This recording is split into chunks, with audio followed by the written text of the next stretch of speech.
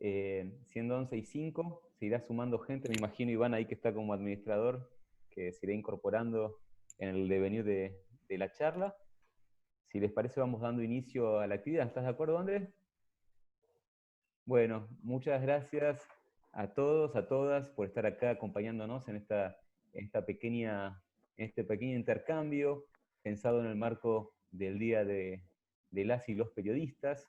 Tenemos, la verdad, que el placer de contar con la colaboración de dos personas que para nosotros son muy importantes como referentas de la comunicación de una perspectiva de género. Está con nosotros Sonia Santoro, que es periodista, es escritora, escribe en Página 12, integra la Red Internacional de Periodistas con Visión de Género, y también la otra persona especial que tenemos para acompañarnos es Sandra Schader. Ella es licenciada en en Ciencias de la Comunicación, con especialización en Género y Derecho. Integra la Red PAR y es directora, me corrijo, presidenta de la Asociación Civil Comunicar para la Igualdad. Te pido disculpas, Sandra, pero bueno, son detalles que aparte esta comunicación virtual también complejiza todo.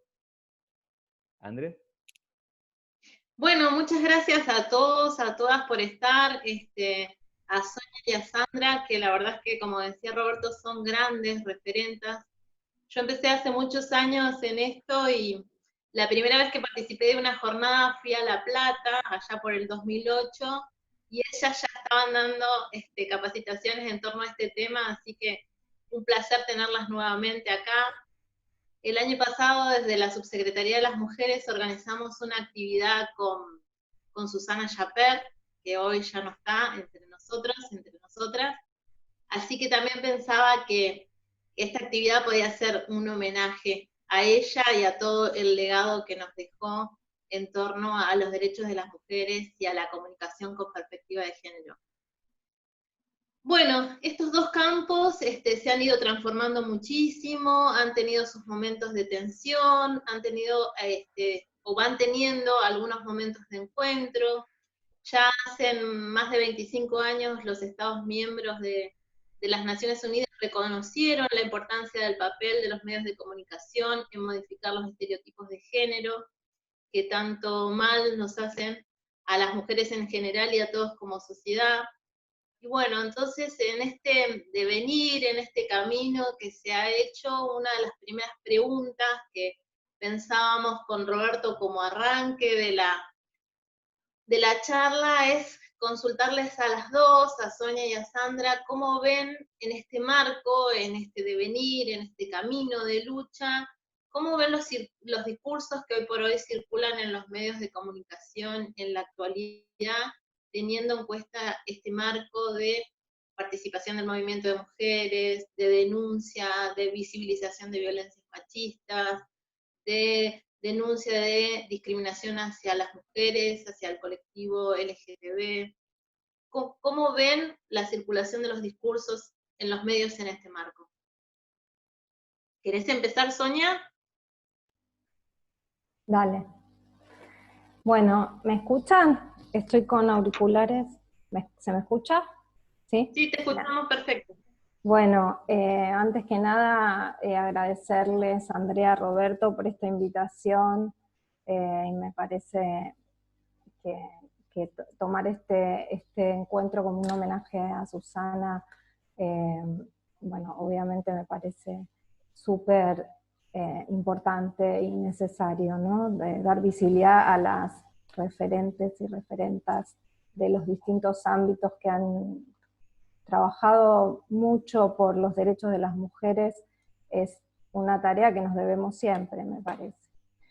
Bueno, y también quiero aprovechar a saludar a mis colegas periodistas en este día. Bueno, ayer fue el Día del Periodista, de la Periodista, y sabemos de la precariedad en la que estamos. Entiendo que en esta charla va a haber colegas escuchándonos, así que un abrazo, porque es una tarea que requiere mucho de poner el cuerpo aún a la distancia hoy que no podemos salir. El cuerpo siempre está presente, la cabeza está presente y los sueldos están siempre precarios o cada vez más precarios, ¿no? Y en particular la situación de las mujeres siempre es peor, como ya sabemos. Así que bueno, un abrazo a mis colegas. Bueno, ¿cómo veo los discursos? Hiciste un buen repaso, Andrea. Yo me preguntaba desde dónde partimos para comparar, ¿no? Como vos bien dijiste, hoy la agenda feminista está mucho más visible, los temas o ciertos temas están mucho más visibles que hace 5 años atrás, por poner una fecha más cercana que los 25 que nombraste. Tenemos hace 5 años nuestro gran hito, que es el Ni Una Menos, que fue un empuje muy importante para ampliar el movimiento de mujeres e instalar y visibilizar esta agenda feminista que llevaba décadas mínimamente. Hay ciertos temas entonces que están presentes en los medios, sobre todo la violencia, los femicidios, el aborto, obviamente. El tema de los cuidados también yo creo que está presente en general en los medios. Y por otro lado hay un gran surgimiento en los últimos años de muchos medios muy especializados, muy aguerridos, con la agenda feminista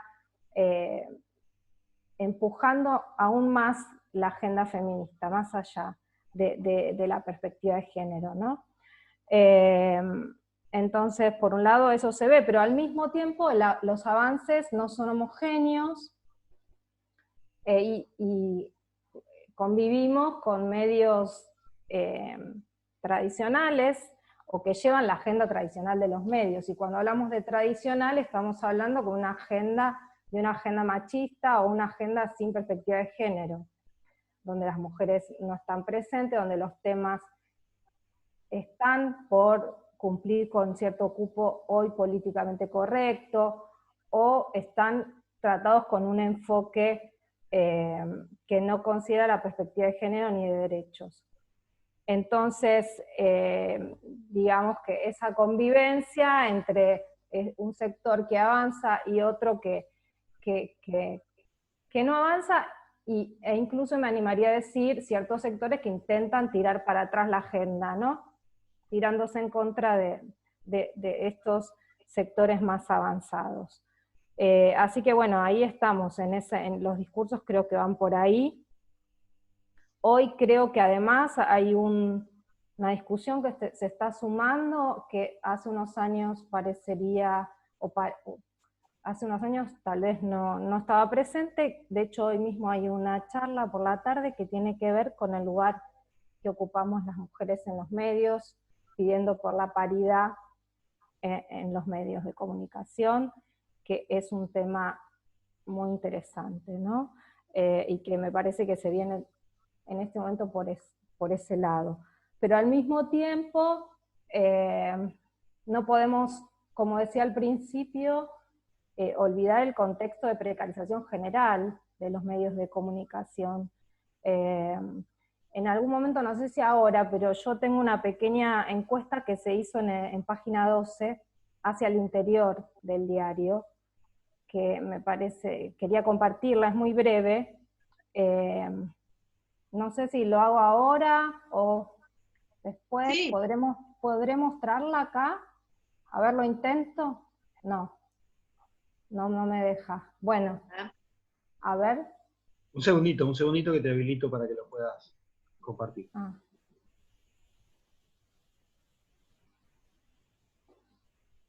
¿Prueba ahora? A ver.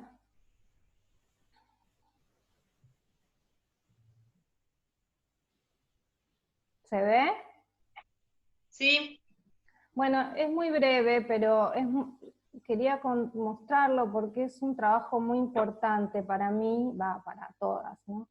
Es un trabajo de la Comisión de Mujeres y Géneros de página 12, es muy reciente, de hecho se lanzó por el 3 de junio.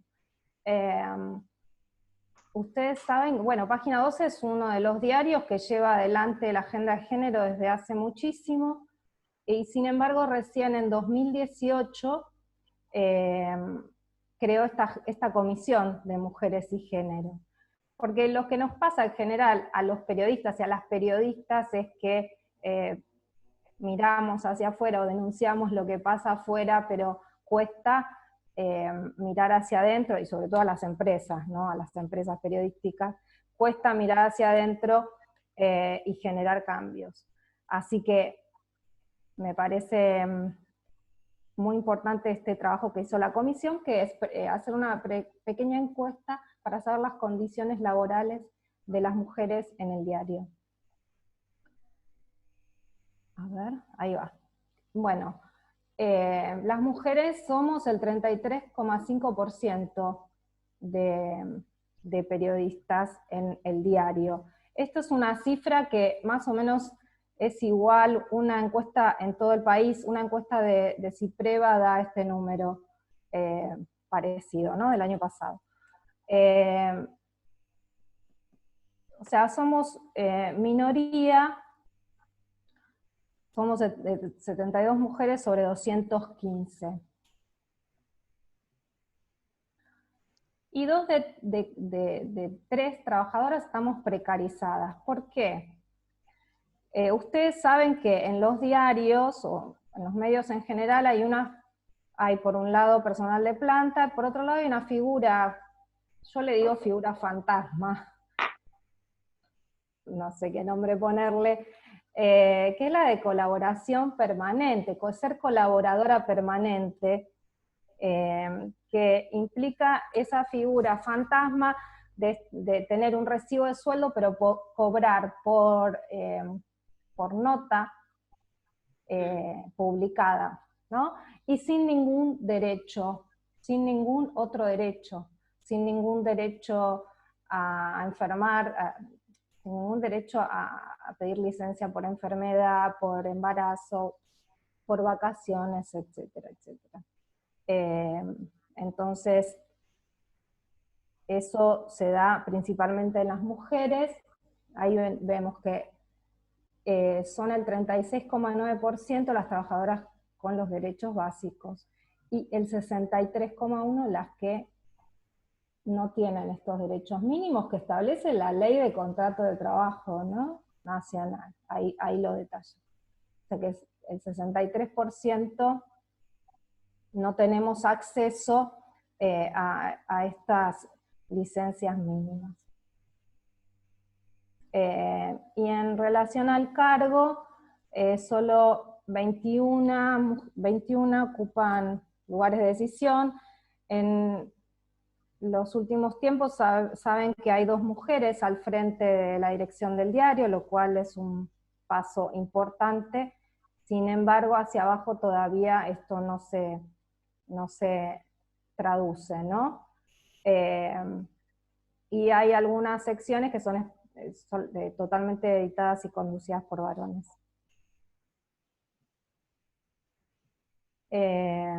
Bueno, entonces ahí seguimos con algunos datos más en relación a la situación laboral. Nada, quería compartirles esta pequeña radiografía. ¿Estoy bien ahí? ¿Me están viendo? Sí. Sí. Esta pequeña radiografía, ¿por qué?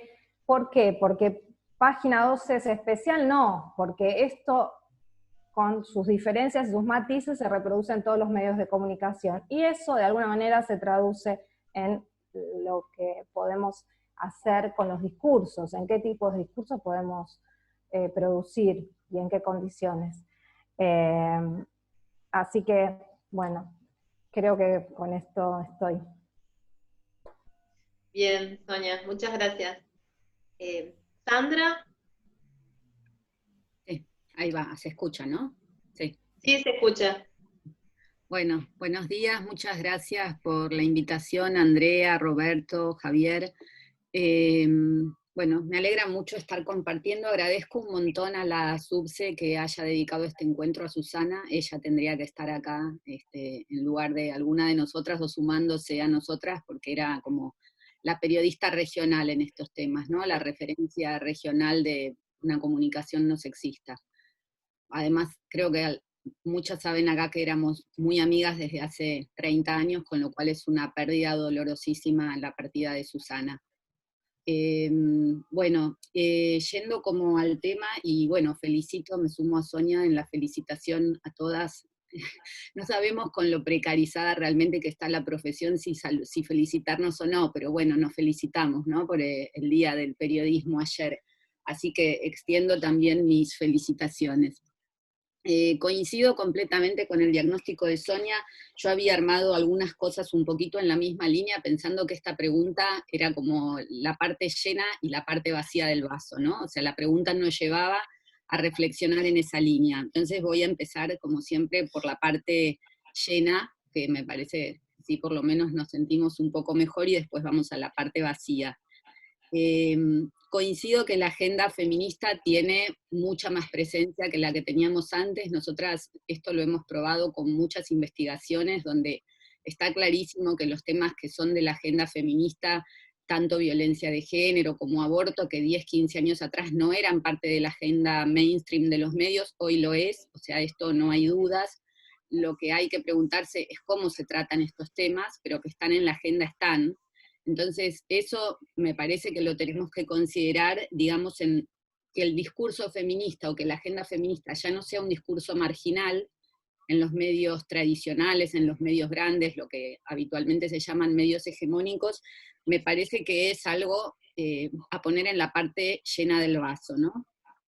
Me parece que hay otros indicadores que también nos dan cuenta, y ahí creo que el Ni Una Menos nos sumó bastante en términos de visibilidad y de incidencia, que la perspectiva feminista es una perspectiva que se necesita en los medios de comunicación. Me parece que un poco post Ni Una Menos de alguna forma se saldó este debate que nosotras venimos dando hace 10, 15 años, que es los medios necesitan una perspectiva feminista. Y me parece que esto hoy ya no se discute tanto, y creo que la evidencia de que no se discute tanto es, por un lado, la figura de editoras de género, que los medios suman cada vez más. Nosotras promovimos desde Comunicación para la Igualdad en el 2019 un acuerdo compromiso en políticas de comunicación para el periodismo y la publicidad, que sumó a 50 instituciones que no eran solamente agencias de publicidad y empresas de medios, sino también universidades, sindicatos, digamos, asociaciones profesionales, pero habíamos promovido desde Artemisa un acuerdo similar hace 10, 15 años, y no sé si llegamos a 10 firmantes, ¿no? Me parece que esto de que hayamos llegado a 50, que la gente estuviera interesada en firmar, que no había un trabajo grande de producción nuestro persiguiendo a las instituciones para que firmen, pero después se sumaron solas y vinieron muchísimas personas a la firma. Me parece que esto también da muestras de que hoy no se quieren quedar afuera, ni las empresas ni las instituciones, de esto que parece, hay que ver, ¿no? Tenemos que deslindar bien lo que es pinkwashing de lo que no, pero que es un tema que ya empieza a ser agenda de los medios mainstream. De hecho, posteriormente a ese acuerdo, desde el ámbito publicitario, una asociación de publicidad promovió un acuerdo similar. O sea, hay como un interés en que esto sea parte de la agenda de las instituciones.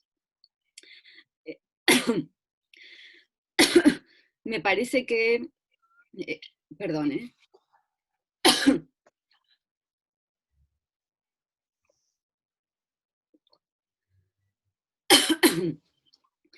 me parece que el reconocimiento institucional que hay hoy al feminismo, a partir de la existencia de un ministerio, digamos, de género y diversidad, que además está lleno de personas militantes, o sea, personas que durante 4 años vimos sosteniendo el feminismo popular en la calle. Me parece que el hecho de que esas personas hoy se hayan sumado a una institución oficial que tiene, digamos, que dirimir las políticas máximas vinculadas a género a nivel nacional también es un avance, y nos rebota a nosotras y a nosotres en la comunicación en varios sentidos. Por un lado, por la legitimidad que le da el discurso feminista. O sea, no estamos viendo además en el ministerio a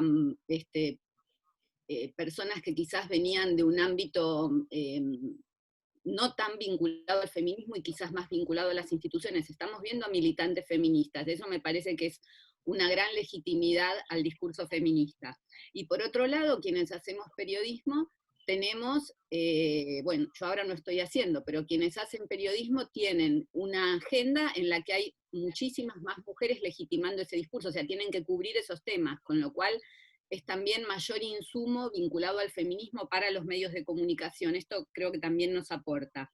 Y lo mismo que señalaba Sonia también en relación no solamente a la existencia de más medios feministas, sino de muchísimas periodistas feministas y grupos de activación. Hace, si lo pensamos, ni una menos, estaba la Red PAR, que la fundamos en el año 2005, estaba la Red Internacional de Periodistas con Visión de Género, y no había otros grupos de periodistas. Ahora tenemos, bueno, no institucionalizados, quizás no con formato de red, pero hay al menos 2 espacios que están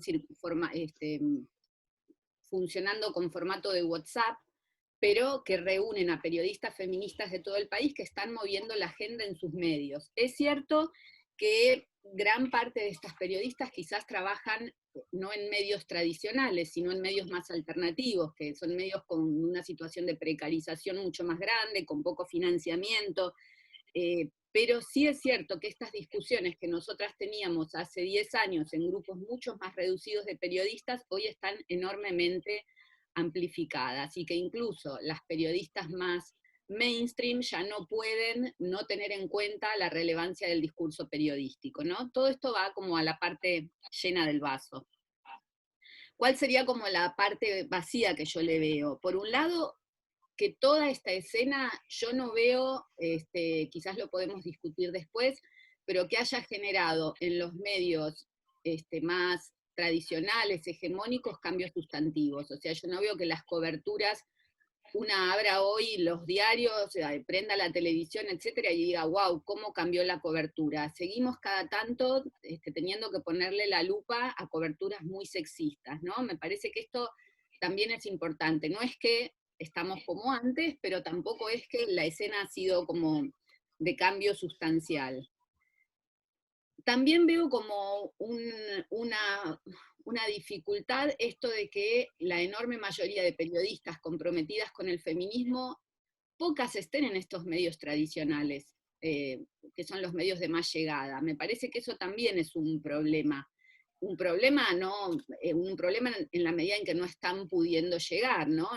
Está buenísimo que todas estas periodistas existan, pero estaría bueno, por ejemplo, que esos medios alternativos o específicos o comunitarios en los que muchas de estas periodistas trabajan, por ejemplo, tuvieran más financiamiento, digamos, una escena que amplificara realmente las voces, ¿no? Que todo esto además sea periodismo de militancia, que es un tema que venimos discutiendo siempre, ¿no? Que el periodismo de género es un periodismo de militancia, sino que esté reconocida la tarea porque es una especialización, hay que formarse, hay que entender, etcétera.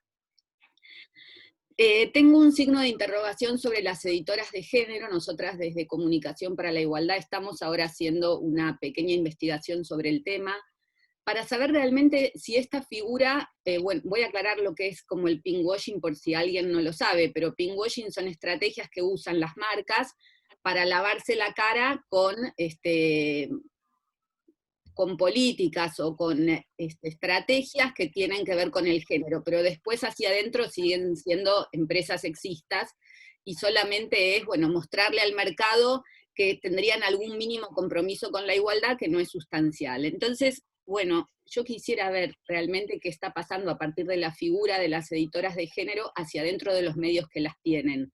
Por un lado, en relación con el contenido, con si se está modificando o no el contenido, y por otro, también en relación con el trabajo de estas compañeras, ¿se les está reconociendo esta especificidad? ¿Se les aumentó el sueldo a las compañeras que se las nombró editoras de género? ¿O tienen que hacer lo mismo que hacían antes, más revisar todos los contenidos del diario, que no sean sexistas, y además pedir notas de género por el mismo dinero? ¿No? Digo, todo esto para mí hoy es una inquietud, no tenemos ninguna investigación, por eso nosotras empezamos a hacer una, para aclarar un poco como esta escena.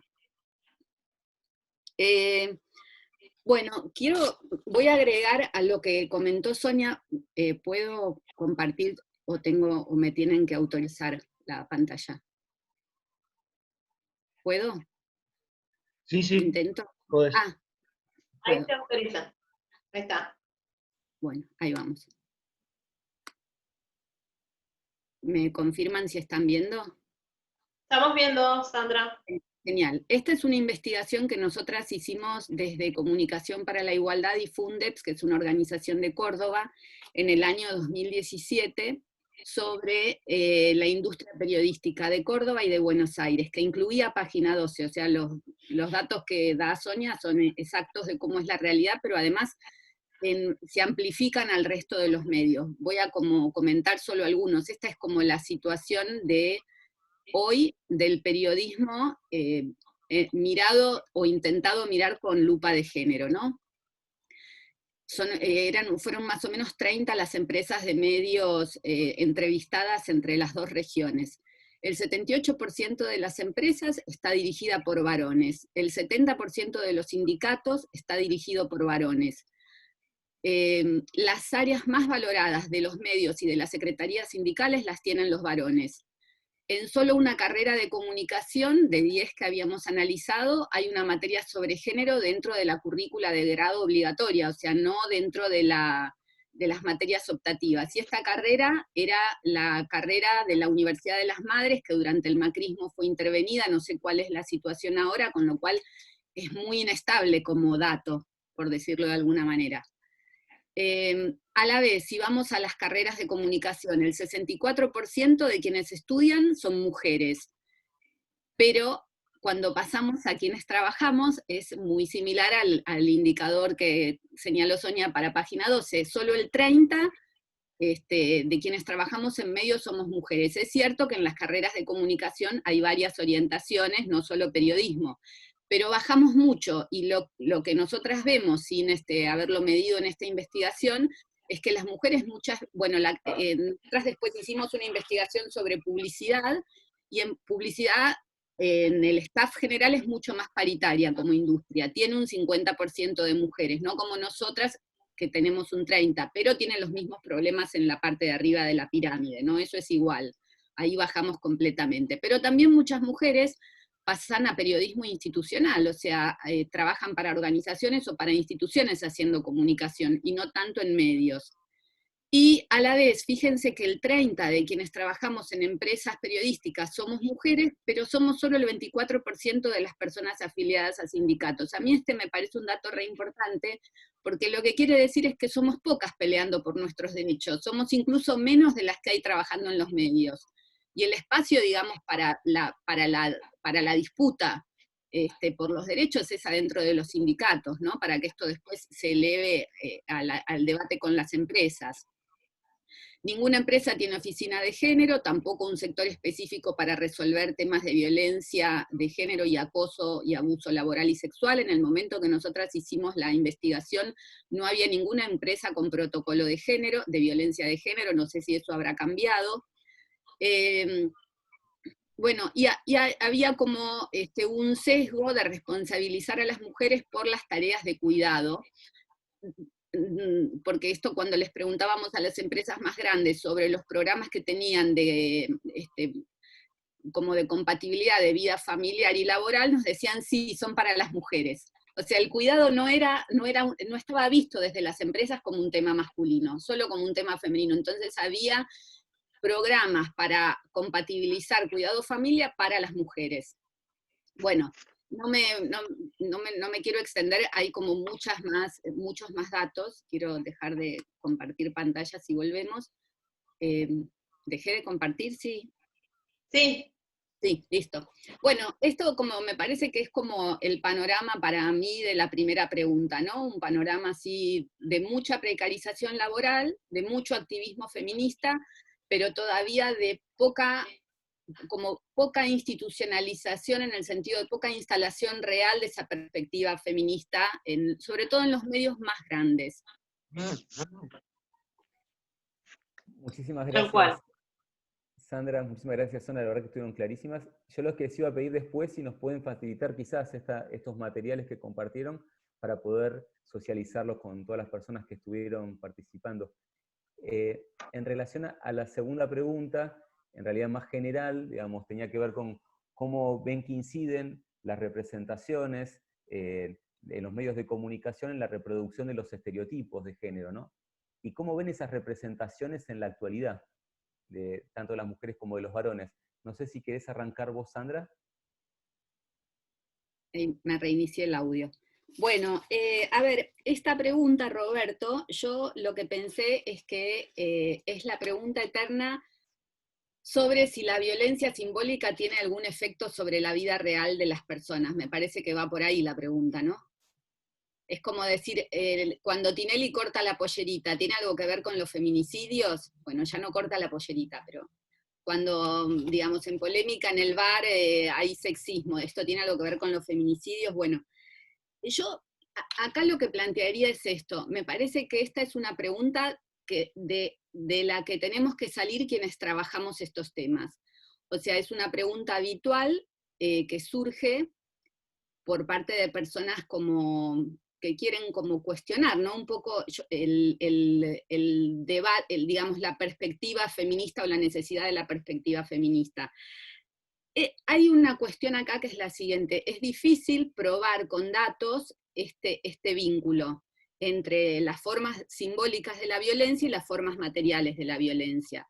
¿Hay alguna investigación de alguna institución española sobre, por ejemplo, cuando aumentan los índices cuando en los medios de comunicación, por ejemplo, se daban más datos sobre tipos de feminicidios relacionados con incineración, se había comprobado que unos días después había más feminicidios de ese tipo por incineración? Esto sería como decir, bueno, hay una relación entre, por ejemplo, la cobertura o la mala cobertura de esos casos, cuando no está claro que esto debe ser condenado, y además, como sabemos en los feminicidios por incineración, que casi que se daban instructivos de cómo quemar a una mujer, y el impacto que eso tiene. Más allá de esto, que realmente son como investigaciones muy acotadas, y yo no conozco otras, si alguien conoce me encantaría que nos compartan, del impacto o realmente de la comprobación de la violencia simbólica sobre la vida cotidiana. Sí, lo que tenemos, y se los voy como a comentar, son argumentos que vienen de organismos internacionales de derechos humanos, y me parece que cuando sale esta pregunta tenemos que poner estos argumentos y decir, acá se acabó la discusión. O sea, hay efectos sobre la vida cotidiana de las personas de la violencia simbólica. Eso no está en discusión. Entonces pasemos a lo siguiente, que es decir, reconociendo esto, los medios, ¿qué van a hacer? Y acá voy a parafrasear a Joana Gallego Ayala, que es una investigadora catalana. ¿Los medios van a ser aliados de la igualdad o van a ser rémoras para el logro de la igualdad de género, ¿no? Me parece, o sea, que hay que salir de este primer debate, y voy a dar como algunos argumentos que provienen de los organismos regionales e internacionales de derechos humanos. En 2009 la Corte Interamericana de Derechos Humanos emitió la sentencia de Campo Algodonero, que es una sentencia señera porque tiene que ver con los feminicidios de Ciudad Juárez. Entonces, una de las cosas, más allá de que fue súper importante para quienes trabajan violencia de género, porque, digamos, da un montón de líneas de acción en relación a la violencia de género, en relación a nuestro tema, que es la violencia simbólica, la discriminación, la sentencia dijo: los feminicidios de Ciudad Juárez han sido influenciados por una cultura de discriminación hacia las mujeres. O sea, no hay duda, esas mujeres fueron asesinadas porque había un contexto discriminatorio que avalaba esos asesinatos. Ahí tenemos una prueba de realidad, podríamos decir. En 2015, la relatora especial para las cuestiones de las minorías de la ONU, Rita Isaac, dijo: aunque no todos los mensajes de odio dan lugar en la práctica a delitos motivados por prejuicios, esos delitos rara vez se producen sin una estigmatización y deshumanización previas de los grupos afectados y una incitación al odio de sesgo religioso y racial. O sea, y esto estaba apoyado en las matanzas en Ruanda, cuando ella sobre todo lo dice. Pero el punto sería, es muy difícil que se produzcan matanzas que están vinculadas al odio hacia determinados grupos si no hay una cultura del odio hacia esos grupos, que esto es la violencia simbólica. Y lo último que me parece súper importante es el discurso del odio en este momento es un tema prioritario en la agenda internacional, sobre todo asociado a las redes sociales, que quizás no estamos hablando tanto de las redes, pero es un tema súper importante. Y es tan preocupante, digamos, que hay un montón de organizaciones sacando investigaciones sobre el tema, tratando de definir qué es discurso de odio, porque hay todo un debate en relación a si se puede penalizar o no, en función de cómo es exactamente el discurso de odio.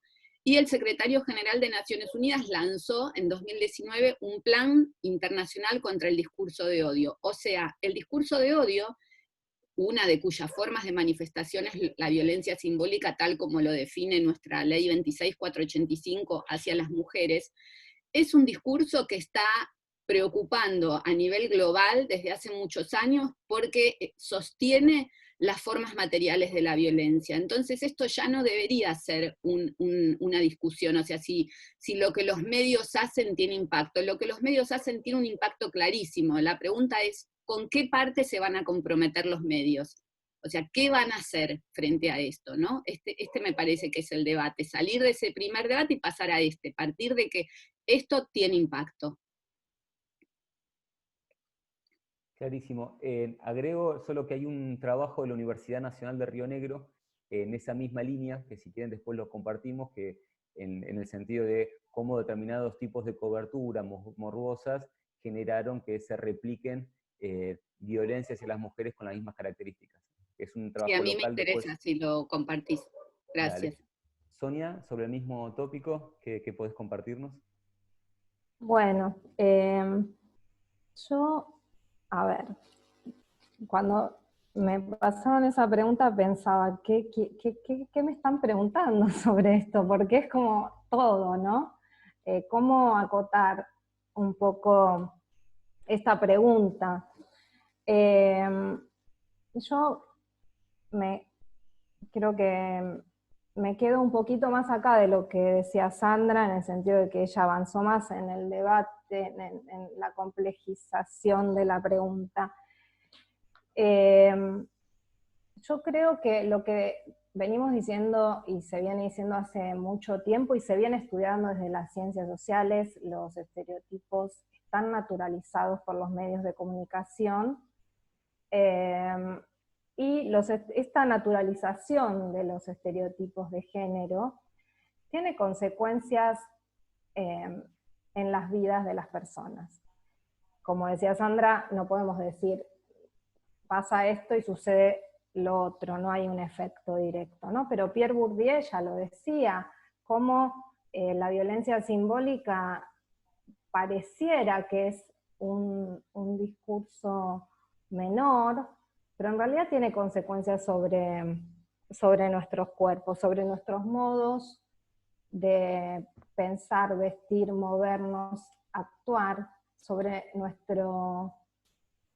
nuestra vida, sobre los caminos que podemos elegir o no, los caminos que tenemos reservados, siendo mujeres, varones, siendo una persona con una identidad de género diversa.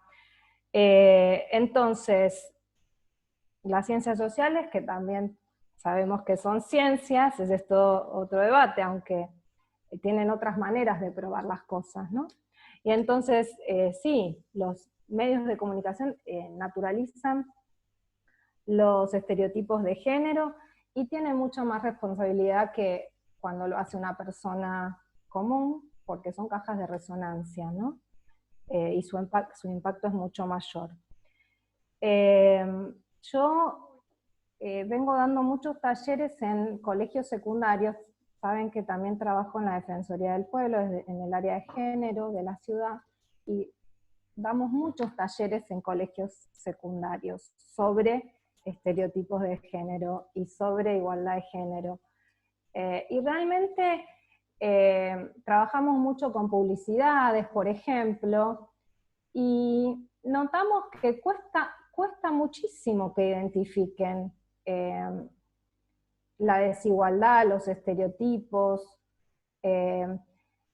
que si bien por un lado, si leemos la parte de la sociedad que está más de avanzada, con la agenda feminista, ¿verdad? pensamos que ya está superado, que ya hay ciertas ideas o ciertos mandatos que están superados, en la realidad cotidiana, en la ciudad de Buenos Aires, que es la que conozco, ni hablar de lo que debe pasar en otras provincias, realmente hay discursos básicos que no están superados y que están naturalizados. Por ejemplo, el más básico que recuerdo y que se repite en los colegios es el tema del estereotipo de la chica que sale con muchos chicos versus el chico que sale con muchas chicas, ¿no? Que todavía ella es una trola, una puta, o bueno, distintos términos, y él todavía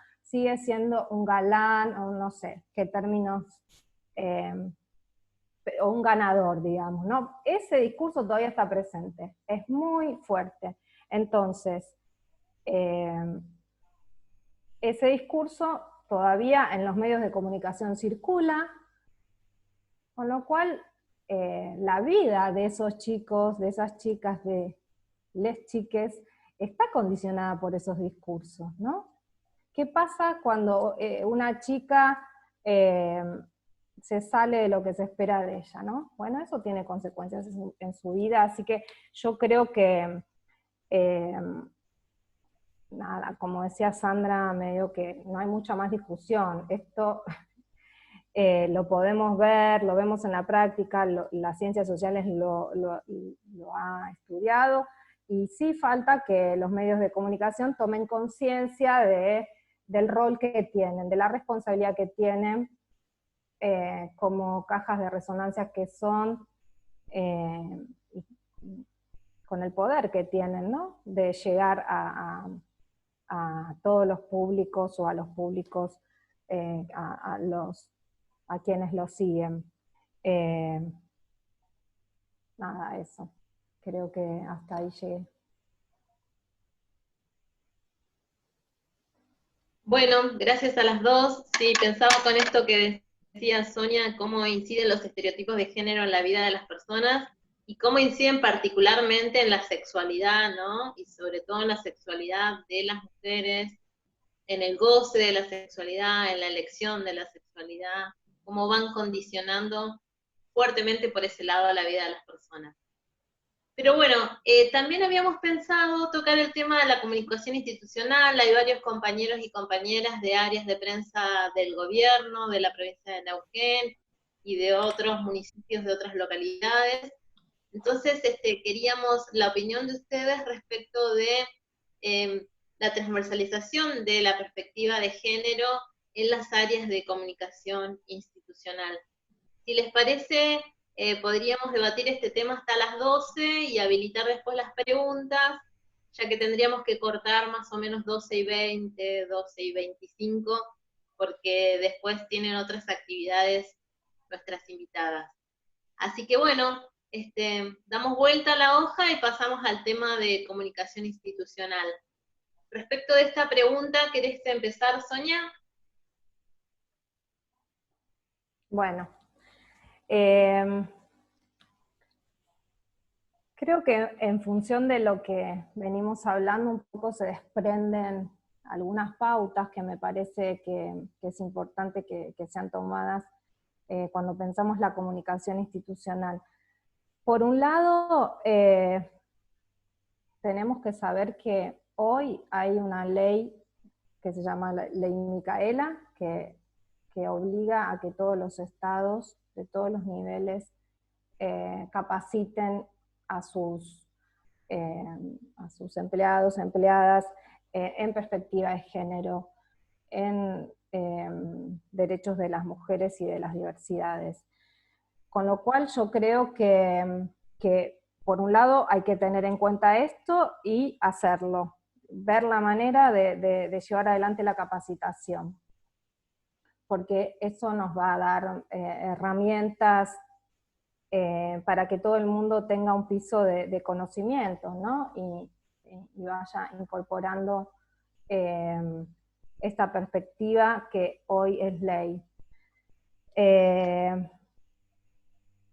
Luego, creo que también esto es más difícil, pero también hay que dar un debate sobre las estructuras. Sé que tal vez hay estructuras muy chiquitas de comunicación, pero sobre las estructuras y los roles que se ocupan dentro de las áreas, ¿no?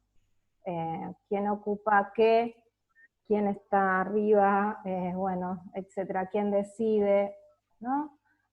Promover estructuras diversas con participación igualitaria de mujeres y diversidades. Es un camino, digamos, ¿no? Sé que eso es difícil, pero hacia allí hay que ir.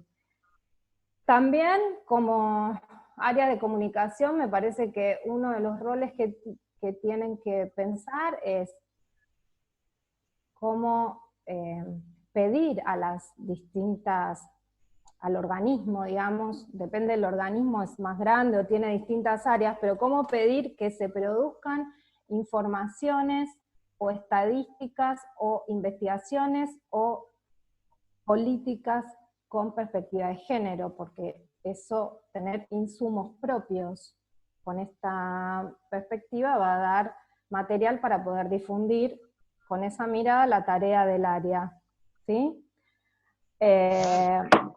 Y luego creo que el otro gran tema tiene que ver con, tiene que estar en la capacitación, pero más allá de la capacitación, una discusión específica sobre el lenguaje con el que se comunica. Creo que este es un tema difícil, hay que tomar decisiones. O sea, primero hay que generar un debate, hay que lograr que se entienda por qué es importante cuestionar el lenguaje que estamos usando. Luego, capacitar de alguna manera en las posibilidades del lenguaje inclusivo y no sexista, que no es solamente el uso de la E, que es lo que se ha difundido más en los últimos tiempos, pero es mucho más amplio y yo no me quiero detener, pero sí me parece que es importante instalar la semilla del cuestionamiento al lenguaje que usamos y tomar alguna decisión en cómo se va a comunicar, en qué lenguaje se va, de qué manera vamos a comunicar, qué vamos a, o sea, es una decisión de estilo, ¿no? De cómo vamos a comunicar para no hacerlo de mínima solamente el masculino. Eso es como lo mínimo es que tenemos que cuestionar el masculino genérico, ¿sí? Pero bueno, después cada uno verá hacia dónde llegar. Bueno, creo que esas son las cuestiones básicas, no quiero explayarme mucho más. Me parece que cualquier cosa podemos conversar. Gracias, Sonia. Sandra. Sí, gracias. Hay alguien que tiene el audio abierto, yo creo que quien está organizando puede mutear, porque se está escuchando otra conversación. O sea, tiene la autoridad para mutear quien tiene el audio, quien tiene el Zoom, digamos, ¿no? Bueno, me voy a repetir con Sonia, como no voy a profundizar pero me parecen que estos temas que ella planteó son exactamente los que hay que tener en cuenta. Yo lo había puesto de otra manera, pero es lo mismo, o sea, la estructura laboral, promover desde el Estado, porque a ver, las prácticas no tienen que ver solo con las prácticas comunicativas, tanto hacia adentro como hacia afuera del área de comunicación de una institución, tiene que ver también con las prácticas laborales, y si tenemos un área de comunicación o muchas áreas de esa institución, digamos, que están dirigidas básicamente por varones, conformadas básicamente por varones, donde no se está tratando de cumplir, por más que esa institución no tenga la normativa regional, pero sí existe una normativa nacional para el 10% de personas trans, bueno, todo esto, si queremos tener realmente una institución igualitaria, la estructura laboral tiene que ser igualitaria, ¿no? Más allá de que esas personas tengan o no perspectiva de género, que este es otro tema, pero la estructura tiene que ser igualitaria. Entonces, ahí coincido en que este como debería ser el punto de partida. Y después, en relación a cómo tiene que ser la comunicación de ese área, me parece que es como en términos muy generales, yo lo que diría es enfoque que es la mirada general, que acá entra todo lo que son los estereotipos de género sexistas, pero qué mirada le vamos a dar, y ahí entra perfectamente la ley Micaela, o sea, que tengamos una formación en género a través de la ley Micaela o a través de los recursos que cada institución se provea, pero un área de comunicación en el marco de una institución tiene que tener perspectiva de género. Las imágenes son centrales, porque si no también, o sea, el enfoque abarca tanto lenguaje como imágenes, como texto. Pero si vamos a ir un poco a lo más específico, no podemos desatender las imágenes que representan y dan muchísima información acerca del sexismo, ¿no? Y el lenguaje, ahí coincido completamente con Sonia, a ver, en el no ninguneo de este tema, porque si se quiere, es el tema, siempre históricamente fue el tema más difícil, el tema que generó más resistencia, y se está viendo ahora, o sea, cuando lo dicen además quienes trabajan en los medios, cuando se intentan hacer cambios quizás en el enfoque no cuesta tanto como cuando se promueve una estrategia de lenguaje inclusivo. Si es la E, si no es la E, hoy pareciera que el consenso está en torno de la E para que queden representados también los colectivos de la disidencia sexogenérica. Es un momento, podríamos decir, como a quienes son personas más conservadoras no les gusta, pero de inestabilidad del lenguaje. El lenguaje no está estable. O sea, lo que sabíamos hace 10 años hoy está discutido. ¿Tenemos nuevos consensos? No, todavía no tenemos, pero lo que está claro, nosotras lo decimos siempre desde nuestras piezas comunicacionales, los libros sobre todo, porque cuando teníamos agencia de noticias usábamos la X, por ejemplo, pero en los libros, que nos parece un espacio más formal, nosotras no usamos ni la E ni usamos la X, pero no van a encontrar lenguaje sexista, porque nos rompemos la cabeza cuando hacemos un libro para que haya sustantivos abstractos, para que no haya tampoco desdoblamientos que no nos gustan en la lectura. O sea, hay estrategias posibles dentro de la formalidad hoy del lenguaje para no ser sexistas. También una cosa que a mí me parece importante en el contexto de que esta pregunta es de una institución, es como, podríamos decirlo en inglés, who is the boss, ¿no? ¿Quién es el jefe? O sea, ¿una institución puede tener autodeterminación en relación al lenguaje? Claro, la RAE no determina, o sea, nosotras en Argentina no hay leyes para el lenguaje, empecemos por ahí, y en Argentina podríamos pensar que nuestra referencia es la Academia Argentina de Letras, que como posición institucional tiene una posición más conservadora, pero tenemos un aliado importante ahí adentro que es Santiago Kalinowski, que quien no lo siga en redes, sugiero que lo siga, sobre todo en Twitter, que viene dándonos un gran espaldarazo diciendo esto es un debate político, o sea, hay que darle lugar al feminismo con este debate político. No habíamos tenido hasta ahora ninguna persona aliada en el campo del lenguaje para discutir esto. Entonces, me parece que lo que sí tiene que hacer una institución es tomar una decisión en relación con el tema. O sea, no puede mantenerse en la tibieza, ni puede seguir teniendo lenguaje no sexista. De hecho, está lleno de universidades de todo el país que ya asumieron para su alumnado que van a aceptar las formas de inclusivo que el alumnado quiera manifestar, ¿no? Y que nunca se va a rechazar un trabajo en función de esto. Esto me parece central. Y después un último punto que excede un poco lo que tiene que ver con la perspectiva de género, pero me parece importante, es que las instituciones como tales muchas veces pierden de vista que del otro lado hay personas. Y la verdad que la ética feminista es una ética del cuidado, y no es un cuidado solamente para niñas, personas dependientes, es un cuidado en general hacia las personas, hacia la humanidad, o sea, entendida como ética feminista es un cuidado hacia el planeta también. Entonces ahí me parece que está bueno que las instituciones, si quieren realmente tener una perspectiva feminista, entiendan que del otro lado de sus comunicaciones hay personas, partan de esto, en el vínculo, en el trato, ¿no? Que no es una entelequia, que hay personas con estados de ánimo, con sentimientos, con humores, porque a veces en la comunicación interpersonal una no se permitiría cosas que a veces, que quizás desde la comunicación institucional se puede permitir, que pueden ser descuidos quizás involuntarios. Me parece importante incluir como la dimensión de la ética del cuidado en la comunicación. Y con esto está todo. Muchas gracias. 2 en puntos en mi computadora, así que hemos sido de una puntualidad. Tremenda. Muchas gracias a las dos, muy claras en las exposiciones. Si te parece, Roberto, ahora habilitamos al público, a quienes están participando y compartiendo este espacio, a que puedan hacer preguntas, comentarios y demás. Si les parece, vayan levantando la mano, la persona que quiera hablar, así le habilitamos, se habilita el micrófono y pregunta. Ahí está levantando Adriana rápidamente. ¿Cómo estás, Adriana? Hola, buenos días. No, es agradecerles la oportunidad. Justo llegué tarde, pero bueno, estos privilegios de escuchar a Sonia, a Sandra, celebro estos encuentros. Y quería preguntarles a ustedes, a los organizadores, en realidad si va a quedar grabada, para los que nos perdimos el corazón de la charla.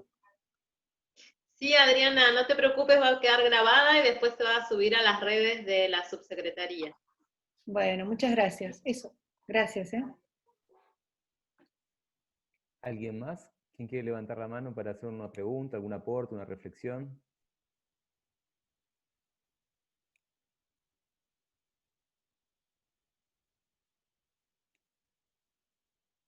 ¡Qué timidez! De comunicadores y comunicadoras. Ahí va. Bueno, Silvana. Bueno, aporto. Lo único, me acordaba que está el protocolo en relación contra la violencia realizado por el sindicato de prensa. En una de las exposiciones hablaban sobre el tema de las acciones en las empresas. Bueno, el sindicato generó un protocolo que es muy interesante también para después si quieren compartir.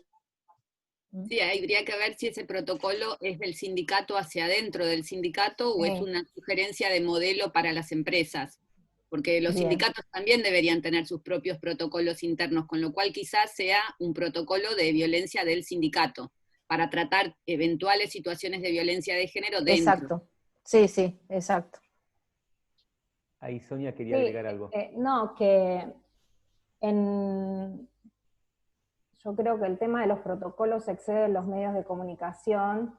Hay cierto avance en muchas instituciones de crear su propio protocolo de género. Y en cuanto a medios, Página está con ese tema, y sé que TELAM también, la agencia de noticias TELAM, está trabajando en la creación de su propio protocolo. Con participación siempre del sindicato y de las distintas áreas, ¿no? Obviamente en los medios de comunicación también hay violencia, así que es muy importante avanzar en estos instrumentos.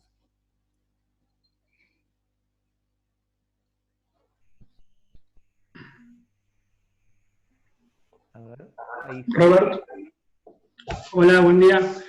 Primero un gusto saludarlas a las dos, a todas, pero bueno, es un lujo para la subsecretaría tener a Sonia y a Sandra.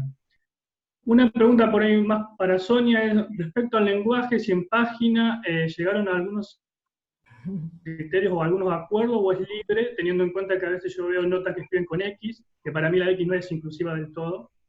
Hay gente que no la puede leer, la gente con alguna discapacidad. No hay sistemas para eso. Y después, en general, si ustedes creen necesario o es posible que los ministerios de género, como sería acá en el caso de Neuquén, la subsecretaría, lo más parecido, puedan ser transversales a toda la política, porque algunos ejemplos de publicidad, por ejemplo, con el tema de la pandemia, hay publicidades que están bien pensadas, pero por ejemplo hay una que dice colaborar con las tareas del hogar, y esa publicidad está circulando por todos lados. Y la palabra colaborar es evidente para mí, por ejemplo, que está pensada por un varón, desde el lugar que el varón colabora en la casa. Entonces tal vez es un ejemplo más sutil, pero supongo que si el Ministerio de Género o la parte de comunicación sería transversal, tal vez esos detalles se tendrían en cuenta. Pasa lo mismo, por ejemplo, en Neuquén, cuando desde la subsecretaría intentamos usar un lenguaje, ciertas imágenes, pero bueno, después todo lo que es prensa de gobierno o institucional va por otro lado. Desde un dibujo, por ejemplo, bueno, pueden salir a hacer actividades ahora, y hay un hombrecito andando en bicicleta. Parece algo muy... Total. O sea, hablando de la imagen, que es importante, entonces, con esas serían las preguntas. Bueno, yo justo iba a contarles lo de página. No hay un acuerdo en página. Cada uno hace lo que quiere. Y de hecho, yo en mis propias notas, por ejemplo, mezclo. A veces uso la E, a veces no. Yo siempre creí esto y cada vez lo confirmo más, no se le puede imponer a nadie un lenguaje. Sí se pueden llegar a acuerdos. Sería interesante llegar a un acuerdo, aunque el acuerdo sea cada uno hace lo que quiere, digamos, ¿no? Pero sí sería importante avanzar en un acuerdo. No hay un acuerdo en el diario. Creo que el tema del lenguaje no se puede imponer, y no se puede perseguir a quien lo use o a quien no lo use, digamos, ¿no? Eso creo que es una premisa básica. Pero para mí es importante debatirlo y es importante instalar el tema porque realmente tiene que ver con si queremos una comunicación con perspectiva de género, tenemos que cuestionar el lenguaje. Y llegar a algún tipo de acuerdo. Sé que es difícil, entiendo las jerarquías dentro de los organismos, también trabajo en un organismo público, así que lo conozco también de adentro, sé que es difícil y que a veces lo que se produce en un área después cuando llega o cuando sube, digamos, es modificado.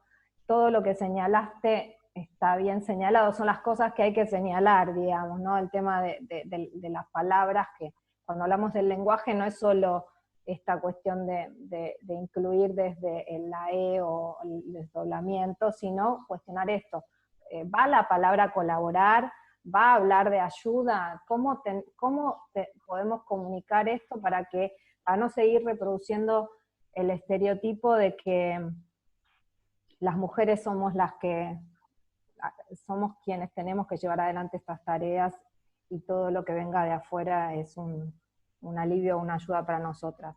O sea, y las imágenes también, mostrar siempre la diversidad, todo lo que marcaste está muy bien. Hay que ver, o sea, soy una convencida de que no hay que desalentarse y hay que ver cómo hacemos para, dentro de los ámbitos donde nos movemos, que cada una conocerá las limitaciones que hay, lograr de a poco instalar algunos cambios. Bueno, sí, a mí me hizo un montón de ruido esa publicidad, de hecho también en otra intervención pública que tuvimos hace 15, 20 días lo nombramos, porque la pregunta es a quién está interpelando, ¿no? Esa publicidad. No solamente quién la hizo, sino a quién la interpela, o sea, porque es una publicidad dirigida a un varón. O sea, si a mí me dicen colaborar, yo me imagino que yo entiendo que la publicidad está pensada para todo el mundo, pero si dice colaborar, yo me siento excluida como mujer, porque yo no colaboro, yo participo, y me parece que como mensaje es pésimo. Entonces la pregunta es, ¿debería el ministerio? Sí, debería el ministerio interceder en esto, pero no solamente... no sé qué área de gobierno hizo esa publicidad, pero por la 26485. La 26485 es una ley transversal que da indicaciones para todas las áreas bueno, no todas, pero para una gran cantidad de áreas de gobierno, incluida la Secretaría de Comunicación Pública, con lo cual, si esa campaña salió de la Secretaría, que estaría bueno saber de dónde salió, la Secretaría tiene como mandato de la 26485 en verdad tiene como mandato la realización de campañas acorde a la ley, pero digamos, no vas a hacer campañas acorde a la ley y no transversalizar perspectiva de género en el resto de las campañas, es como, sería una mirada muy limitada. Entonces ahí hay mandato, digamos, si fue ese área. Y si no, el ministerio sí debería, por lo menos, no sé, probablemente me imagino yo, ahora la ley Micaela está entrando en una etapa de capacitación online que me imagino que va a llegar no sé, a todos los ministerios y quizás también a áreas provinciales. No sé cómo se está trabajando eso. Espero que esa implementación de la capacitación de la ley Micaela incluya simbólica y mediática, porque es central para que los organismos del Estado, digamos, tengan dimensión de la perspectiva feminista en la comunicación. Perfecto. ¿Alguna persona más? ¿Quién quiere hacer un aporte? ¿Alguna reflexión, una pregunta?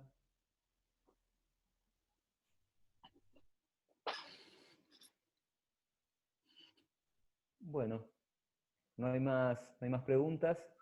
No sé si quieren transmitirnos algún mensaje a modo de cierre, alguna reflexión final. No, yo agradecer el espacio, la verdad me parece súper interesante. Nos quedan 10 minutos, si alguien quiere como intercambiar algo más, me parece que estaría bueno, pero si no, agradecer el espacio para el intercambio que siempre aporta, siempre es productivo. No, yo lo mismo. Muchas gracias y estamos en contacto y a disposición para lo que consideren. Buenísimo, les pedimos ese material después también para facilitar y compartir con todas las Yo personas. ya lo puse, ya puse el link en el chat, Roberto. Genial, genial. Ahí Javi quiere Disculpe. aportar algo. Sí. Si nadie pregunta, bueno, a mí el tema me gusta mucho, me apasiona, así que aprovecho los minutos. Pensando en medios de comunicación periodísticos, ¿ustedes creen que hoy por hoy, más allá, va a haber una ley de cupo, ¿no? Se va a empezar a discutir para que ingresen mujeres o personas trans. Para los varones que ya están en esos medios, en puestos importantes, en el prime time, deberían de alguna manera, uso la palabra obligado, pero debería ser una condición que tengan perspectiva de género para que justamente mejore la calidad de su trabajo. ¿Creen que es posible o que se puede? Y el otro comentario que yo hice anterior, a si los ministerios van a hacer transversalizar la perspectiva de género, es por eso que vos en algún momento dijiste, Sandra, del lavado de cara de las empresas, que de alguna manera se puede pasar a las instituciones públicas, que de alguna manera, bueno, creamos el ministerio para ciertas políticas, pero quedan ahí, siempre es un espacio, nunca es transversal. Por eso hacía ese comentario anterior. A ver, se me ocurren como varias cosas. Por un lado, yo no sé cómo está funcionando ahora realmente la política pública a nivel nacional.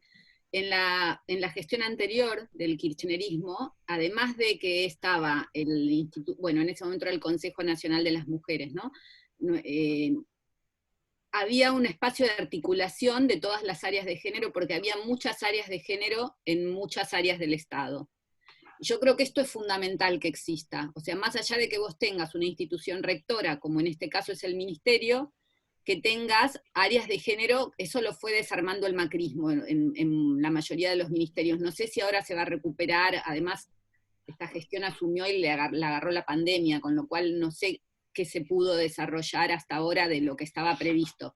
Pero a mí me parece central eso, que haya un espacio de articulación que incluya al ministerio. Yo creo que ahí se van a empezar, si eso vuelve a existir, que existía y existía muy bien, se tendrían que debatir todas estas cosas, ¿no? Entonces, en un espacio de articulación de ese tipo, vos decís, bueno, ¿qué pasó con esta campaña?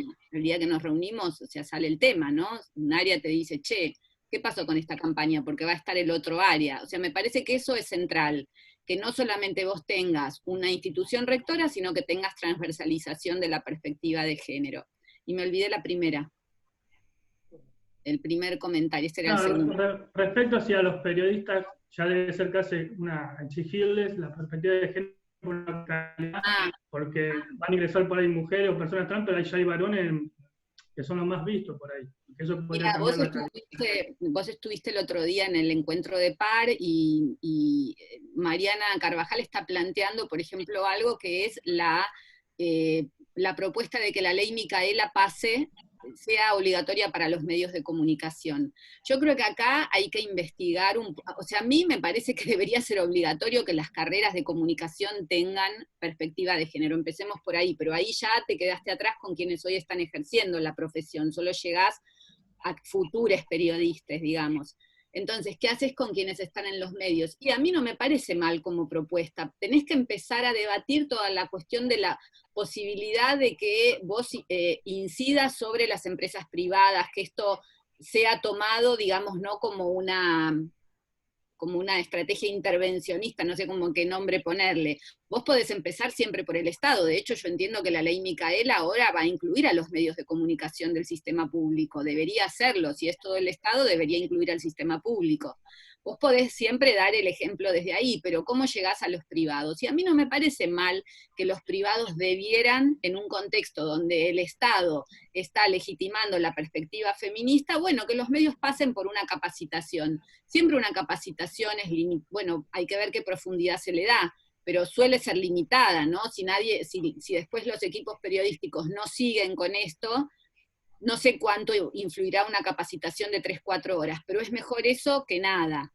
Pero hay que investigar un poco, yo no puedo dar respuestas sobre eso, no lo sé. Sé que todo lo que tiene que ver con incluso la cuestión de cupo hacia las empresas privadas es un tema de discusión. O sea, hay países que tienen cupo, pero es una cuestión debatible.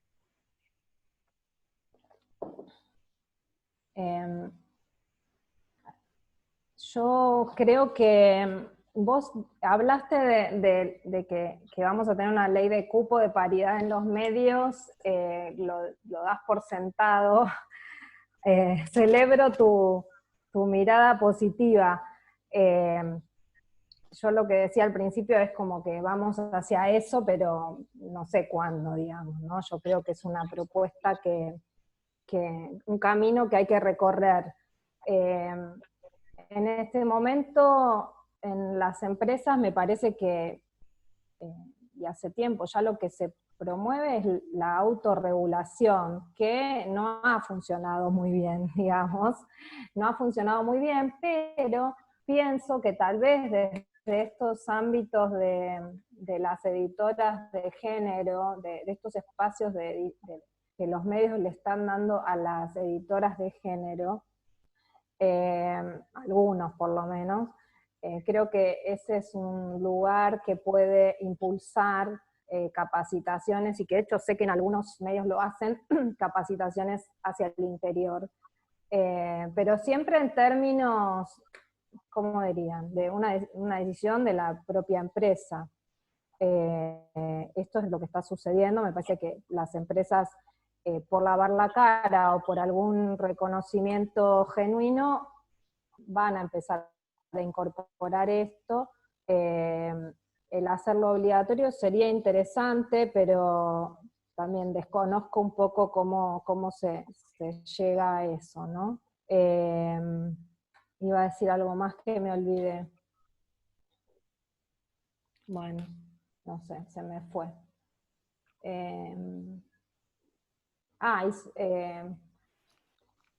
No sé, se me fue lo que iba a decir.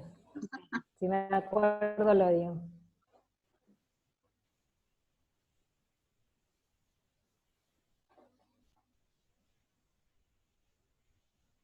Bueno, ¿alguna persona más que levante la mano, que quiera compartir? Ahí está Carreras. Teresa, ¿cómo estás? Bien, yo lo único que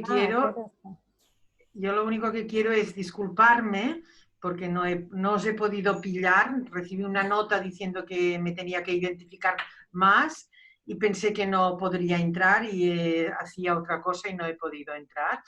Por tanto, que os doy saludos desde España. No sé si todos los que estáis conectados sois de Argentina o si hay de otros países de América Latina. Eso quería saber.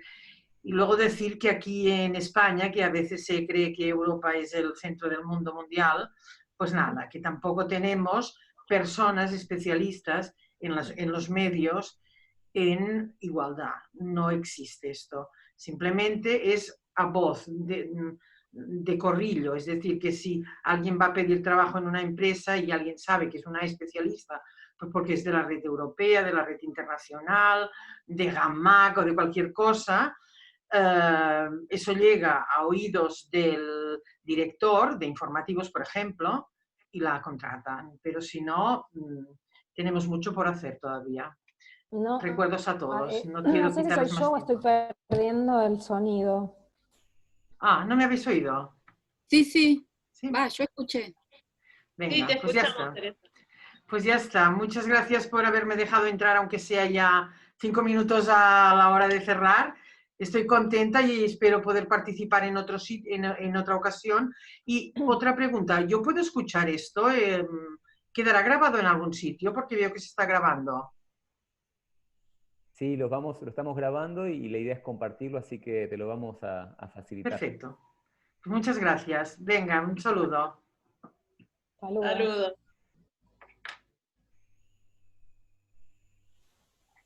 Bueno, ¿alguna persona más? Bueno, si les parece, entonces, no sé, André, si no, le damos un fuerte aplauso virtual a las compañeras, a Sandra, a Sonia. Muchísimas gracias por regalarnos el tiempo. Y un gracias enorme a las dos por su tiempo, por su trabajo, por todo lo que vienen haciendo desde hace muchos años.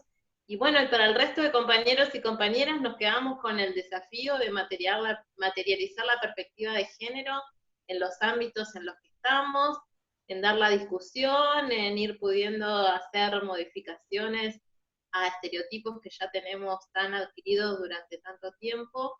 Y bueno, me parece que es bien importante y vale la pena este desafío, tomar este desafío. Muchas Bueno, gracias a muchas todos gracias. que participaron. Bueno, un fuerte abrazo para todos y todas. Hasta luego, Gracias. gracias. Saludos. Chao.